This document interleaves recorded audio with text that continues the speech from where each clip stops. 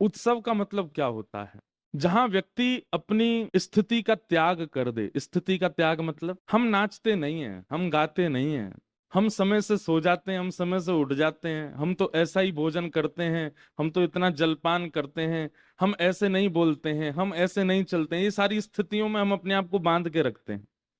पर जब उत्सवात्मक रीति प्रारंभ होती है, आप अपनी स्थिति का त्याग करते हो। उस स्थिति के त्याग को ही उत्सव कहते हैं। अरे, उत्सव का मतलब गुब्बारे लगाना, उत्सव का मतलब पुष्पों से अच्छे श्रृंगार करना, उत्सव का मतलब बहुत बढ़िया भंडारा बनवाना, उत्सव का मतलब बहुत लोगों को इनवाइट करना, बहुत सजावट करना। व्यवस्थाओं को उत्सव नहीं कहते। उत्सव बाह्य शब्द नहीं है, उत्सव अंतरंग का शब्द है।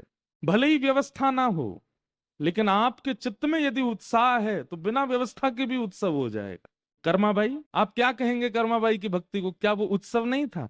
कर्माबाई कोई बंधन बार नहीं बांधती थी, कर्माबाई कोई चौक नहीं पुराती थी, कर्माबाई अपने घर के बाहर दो दो दिए जला करके रखती हो, रंगोली बनाती हो, सुंदर कदली वृक्ष लगाती हो, इत्र से महका देती हो घर को कि भाई रोज जगन्नाथ जी आएंगे। कुछ नहीं करती थी, लेकिन उनके चित्त में उत्साह रहता था और महाप्रभु जी रोज जाते थे। कर्माबाई को जब महाप्रभु जी का साक्षात्कार होता था, वो जब प्रसाद पाने के लिए इतनी दूर से जाते थे कर्माबाई के पास, तो कुछ समय बाद कर्माबाई जगन्नाथपुरी आ गई और पुरी में ही निवास करने लगी। तो आज भी ऐसा नियम है पुरी में कि महाप्रभु जी की अगर सेवा में विलंब होता है ना, मतलब रोज के कुछ ना कुछ सेवा, कुछ ना कुछ उत्सव के क्रम ऐसे होते हैं कि महाप्रभु जी का प्रसाद बहुत विलंब से चलता है।